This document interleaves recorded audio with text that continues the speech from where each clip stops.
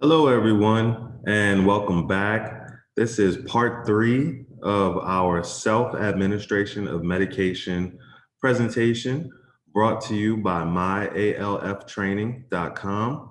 And my name is Deontay Marquis. I am a registered nurse and family nurse practitioner in Southern California. So without much further ado, let's begin. So we're picking up where we left off here with medication orders and prescription labels. And it's very important that we pay attention, of course, to the order that is being written by the doctor or healthcare provider, and also the labels on the prescription, because they're going to give us a lot of important information that we're going to need when we are assisting patients with medication administration. Some key things that you should look out for is when orders are being written and even when orders are being printed or put on medication labels. Sometimes pharmacists or healthcare providers love to use abbreviations, and here is a list of common abbreviations which are used on prescriptions or medication orders. And now there are approved abbreviations, and there are also abbreviations which are not approved because they are too commonly confused with other orders. So just be aware of the abbreviations. And of course, if you are unsure of an abbreviation, do not guess or go with what you believe it is. Call the provider, call the pharmacist, and ask for clarification about the order. Because if you are assisting someone with administering their medications, you must be able to read and understand everything that is written on the order as well as the prescription label. Okay.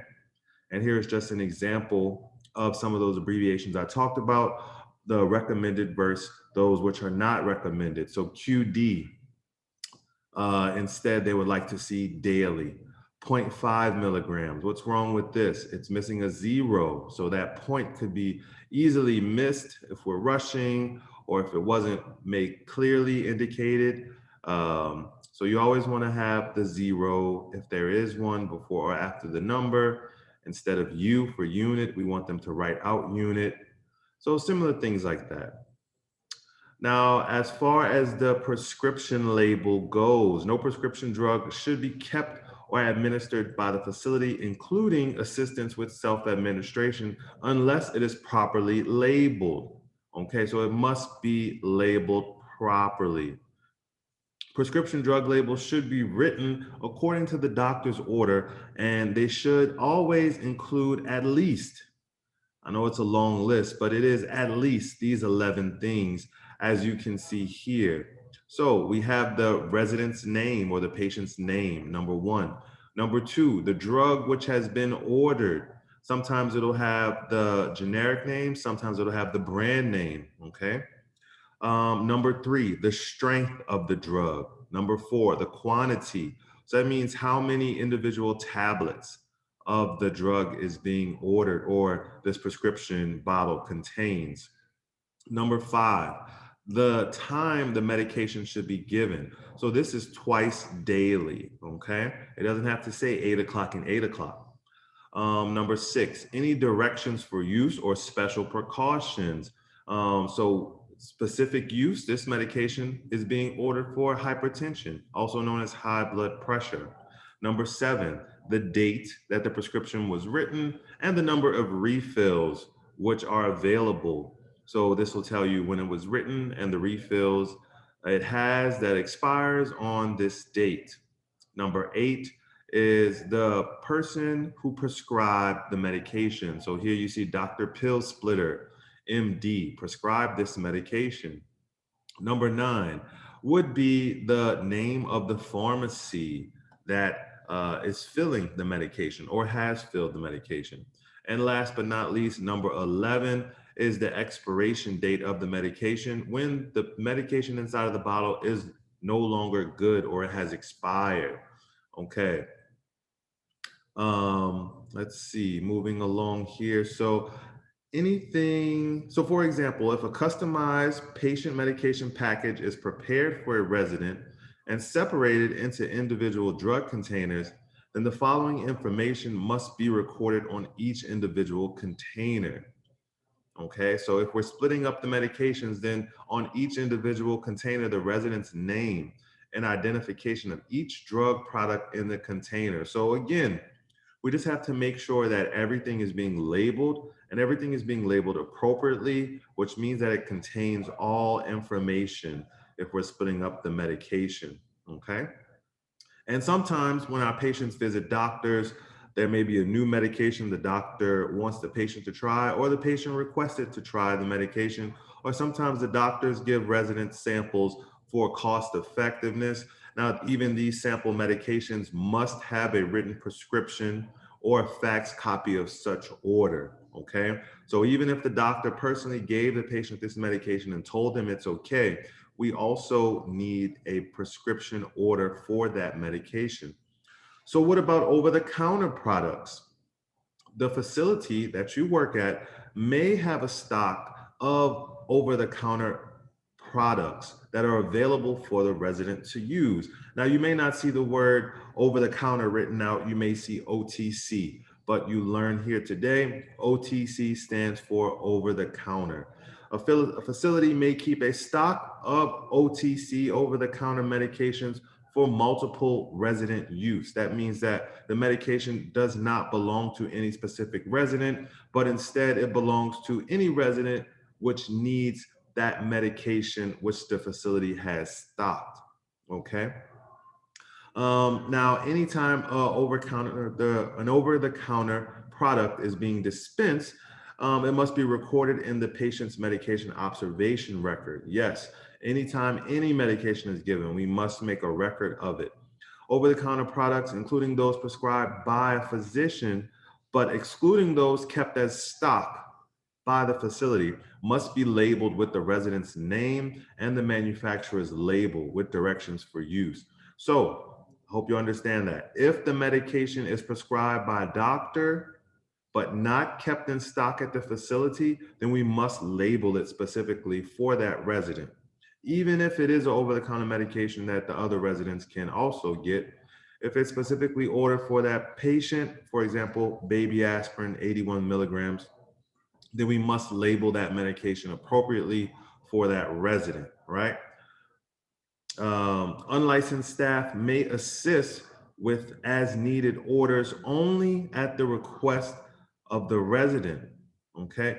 Unlicensed staff may assist residents to take medication only as directed, only a prescription or a written medication order. But of course, the instructions for administration of that medication should be written out clearly, and they should not call for the staff to make their own judgment calls about the medication.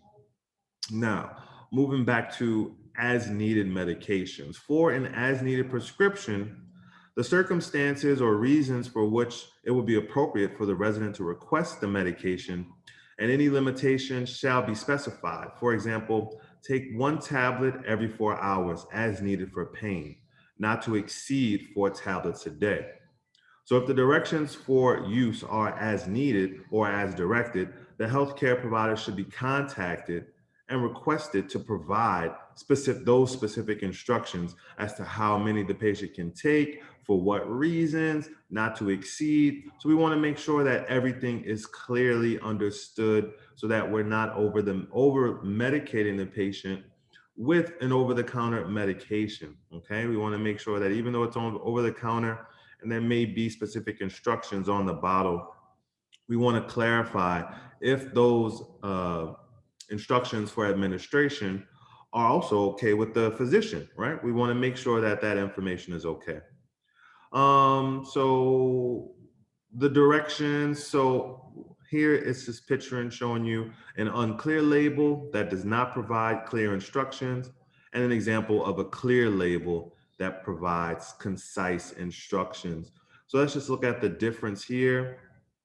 A clear label, we see number 3 says the dose 5 milligrams to 500, 60 tablets, it says 30 tablets. As you see here, number 6 says nothing filled in, and it should tell us the reason why the medication is being taken. And it also says here, as you see, do not exceed 6 tablets in 24 hours. But here, we don't have that information.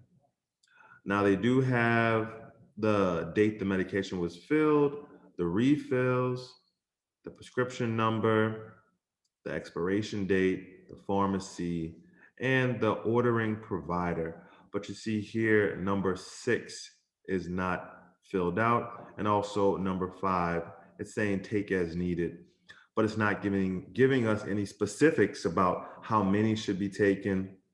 Is there a limit where if the patient's taking this medication several times throughout the day and they're not getting the desired effect from the medication, do we just keep giving them more medication, or is there a limit? So we want to make sure that when we're administering, well, before we administer medications to a patient or a system, that all this information is evident and clear and concisely visible on the bottle, okay? With all as needed medication orders, you must know, and the label must say as needed for what. And the limits must be stated on that prescription label or on the bottles, okay? This is information that we have to know if we are assisting the patient with self-administration.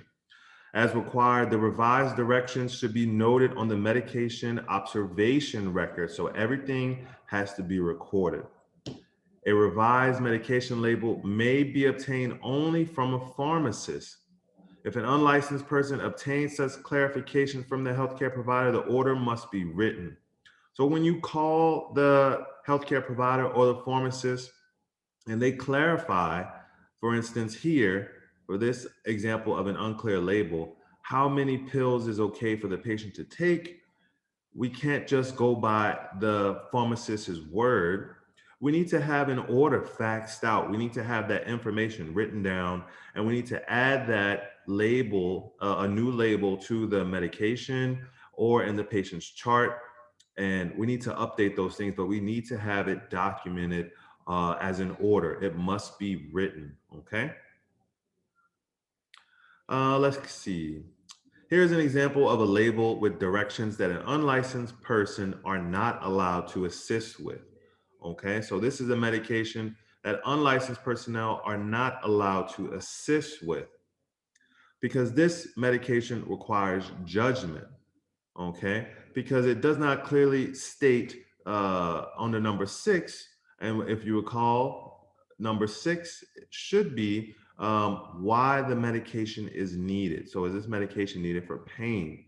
Is this medication needed for nausea? For the medication here on this label, Lasix, it's going to require judgment for us to assess whether the patient is actually having fluid retention, because there are different assessments that need to be performed in order to assess, one, is the patient having fluid retention and how bad that fluid retention is, okay? And that is just assessment skills that an unlicensed personnel does not have to do. They don't have that ability to do. They haven't been educated about how to do that. So this type of label exemplifies a medication that unlicensed personnel should not assist a patient with, because fluid retention, as I said, requires a level of judgment. Okay. Now, for example, if it was Tylenol or acetaminophen, 500 milligrams, one tablet every 6 hours, as needed for fever greater than 100 degrees, that does not require judgment. That specifically states if the fever is greater than 100. So it does not require our judgment. If the number is greater than 100, then we can give the Tylenol. As simple as that. Okay. Let's see. Medication order changes. Any change in directions for use of the medication for which the facility is providing assistance with self-administration or administering medication must be accompanied by a written order issued and signed by that resident's physician or fax copy of such order. The new directions shall promptly be recorded in the resident's medication observation record, and the facility should then place an alert label on the medication container. which directs staff to examine the revised directions for use in the MOR or obtain a revised label from the pharmacist. So anytime that there is a change in the way a patient's medication is being administered, we need to, one, get an order. And we already talked about the importance of getting the order, whether it's written down or faxed. But two, we must also place an alert in the medical observation record or obtain a new label from the pharmacist. My recommendation would be to get a new label printed from the pharmacist. So that way the pharmacist is also aware of the change in the patient's medication. And we have a nice, clear new label that's clear, that's legible, so that when other personnel come to assist the patient with administer their medication, they can see that new label and there won't be any room for errors, right? The facility may place an alert label on the medication container, alerting staff of the revisions. Examples of alert labels, it would note the dosage or strength change in an order, CMOR, so that when staff goes to get the medication to assist the resident, they'll see that and they'll say, "Oh, I need to check the MOR, something has changed," and then they'll see that change. Now, sometimes we may get a telephone order, and nurse or pharmacist may take a medication order by telephone. Such orders should be promptly documented in the resident's medication record.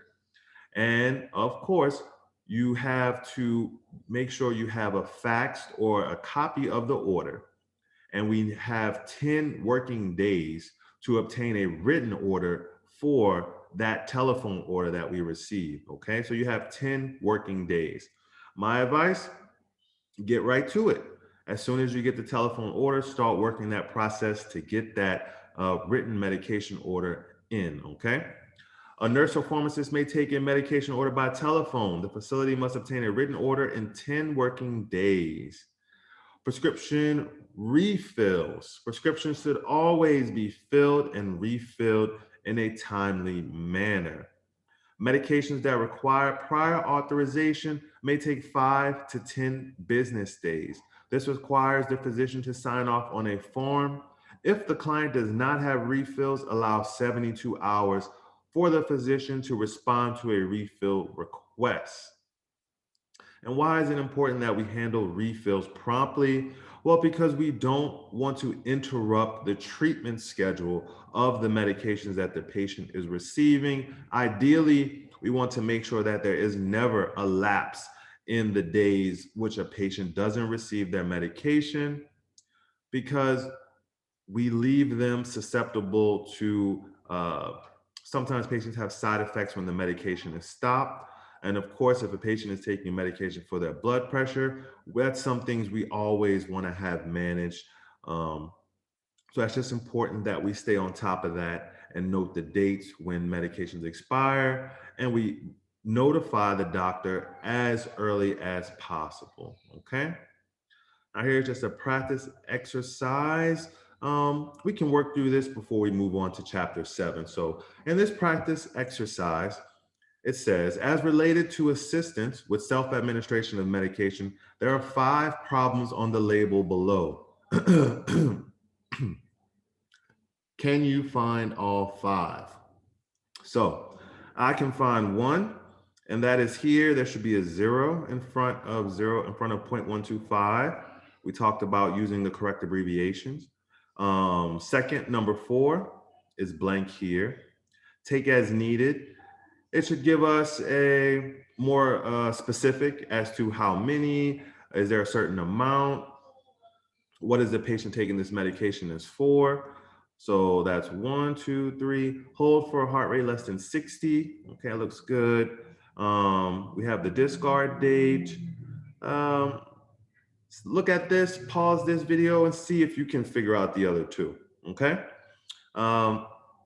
We're going to move along to chapter 7 here. Chapter 7 is medication documentation and records. So I've been talking a lot about documentation. You've been hearing a lot about documentation. You may be familiar with If you didn't document, it didn't happen. That is a common saying in the medical field because we want to make sure that we're documenting things so other people can see what we did, so they can follow the things that we did that worked great, and to make sure that we have a track to see if things didn't work right, that we don't repeat them and keep making the same mistakes. So always record any changes in method of medication administration. So if you change the way that you're giving a medication, make sure you document those changes, okay?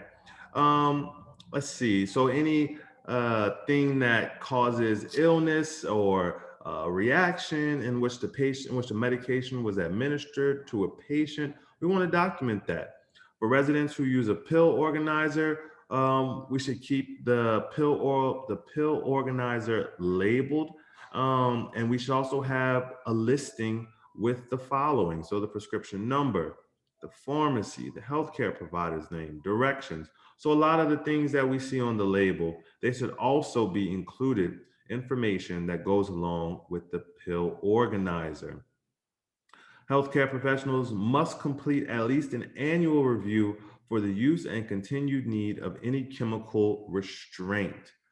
So what is a chemical restraint? Chemical restraint are medications that a physician may order to help subdue or calm a patient. And always record medications immediately after it is offered. Even if the patient doesn't accept it, you want to make record that it was offered, okay? Documentation and guidelines for the medication observation record. We should keep a daily medication observation record for each resident who receives assistance with self-administration of a medication. And what must that MOR include? Please write this down. Keep note of this, make mental note. The name of the resident and all allergies. If they don't have any allergies, you must write down no known drug allergies, NKDA. Otherwise, people will assume that they do have some drug allergy or that information was missed, okay? Also, the name, phone number of a doctor, physician, or healthcare provider, that information must be in the MOR. The name, dose, route, time, and specific directions for use of each medication that resident has been ordered. The signature or initials of each staff person who will be assisting that resident with self-administration, okay? A record of each time the medication was offered and taken as prescribed, and a record of any missed dosage or refusals to take the medication, or medication errors or side effects that occur as a result of medication administration. All right, so that seems pretty standard. We should be writing those things down all the time for any medication, but make sure a common error is we forget to write when we offered the medication and refusals. So make sure that you're documenting the refusals, and even go a step further and ask the patient why they're refusing the medication. And this may prompt them to tell you about a side effect that they're experiencing. And we want to make sure we write that down and let the healthcare provider know about it, because we want our residents to be compliant with their medications. So if we can help them and advocate for them to tell us about anything they're feeling, they don't like about the medication, maybe the doctor can prescribe them something different, and it will increase their compliance with the medication. And always, always, always check for allergies to drugs or latex. So we want to ask the patients about their allergies. And if they're unsure, then we want to ask the physician, hey, the patient has this reaction, but they're not sure if they have an allergy to this medication, okay? How to use the medication observation record. You want to put your initials in the appropriate box when the medication is given. Remember, you need to initial if you're going to be assisting the patient with self-administration of their medications. You want to circle your initials when the medication is refused or not given. State the reason for the refusal on the medication notes. And as needed or PRN, the reason should be noted on the MOR as well. And some more charting codes for the MOR. Again, you're circling your initials or marking with an X if the dose was not given. And here are some other codes. H is in hospital slash rehab. O, out of the facility. E, if you charted an error. Let's say you charted the medication was given, but it wasn't. You put an E, made a mistake. That's okay. Just make sure that we're charting. U, the drug was unavailable at the prescribed time for whatever reason. R, the resident refused. DC, it was discontinued by the healthcare provider. Make sure we are getting an order that says the medication has been discontinued as well. V, vomited or spit out the medicine. And X, the drug was held by the healthcare provider. Maybe their blood pressure was too low and the healthcare provider wanted the medication to be held. So we held it. And here's an example of the MOR. This may or may not look like the MOR at your facility, but it is a sample. You can see the physician's name, phone number, practice, pharmacy, address, phone, alerts, indication, times, the specific directions for use, the dose, and of last but certainly not least, the name of the medications. And another very important area here, allergies. Remember to write NKDA, no known drug allergies, if the patient does not have any allergies. Make sure that we're documenting the vital signs as appropriate here, okay? And then it'll even tell you here, put initials in the appropriate box when the medication is given. And it should have a key here for all your charting codes, so you should not forget. Make sure that whenever you are documenting on your MOR that you're taking your time.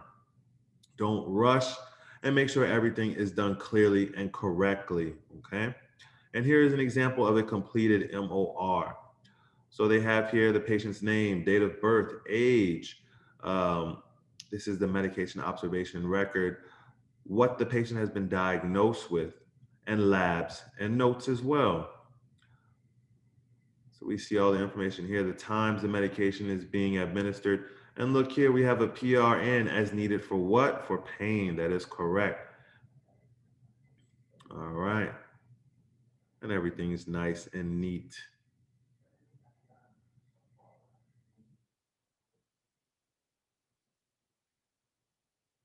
Very nice, very nice.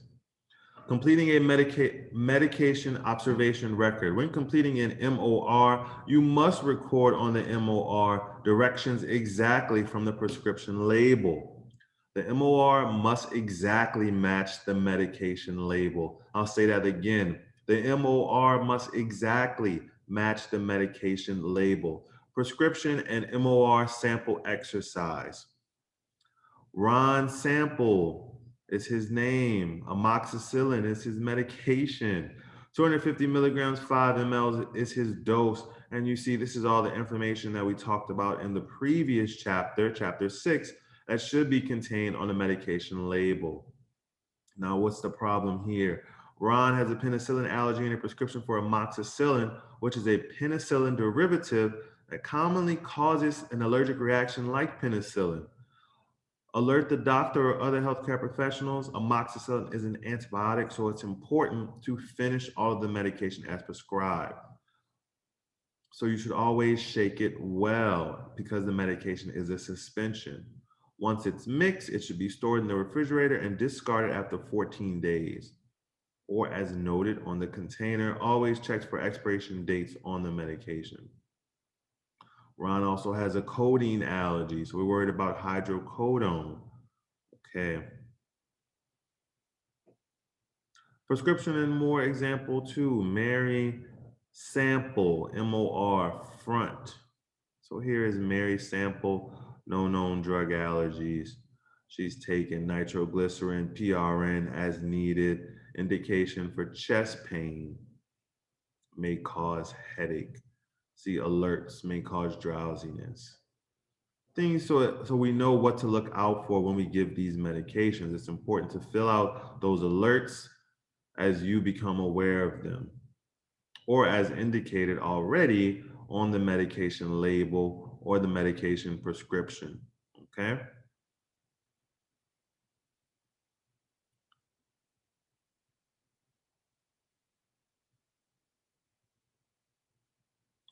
And here we are, an example of standard administration time schedule. Because this is a common question, commonly confused. The medication says 2 times a day. What 2 times? You know, if the resident wakes up at a certain time or the resident has a preferred time in their mind, maybe it's a time that they used to take the medication themselves when they didn't need assistance. But because they're now in the facility, we have to transition them to a more standard administration time schedule. So here is a more descriptive, definitive list of those times. So BID, 2 times daily, 8 a.m. and 6 p.m. TID, 3 times daily, 8, 4, and 8.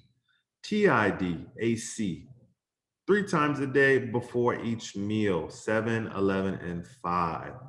And now, when you're looking at the administration times and determining when you want to give the patient their medication, also keep in mind that some medications are written to be given on an empty stomach, and some are written to be given with food. So make sure that you are considering that as well when you are planning your administration schedule with your patient.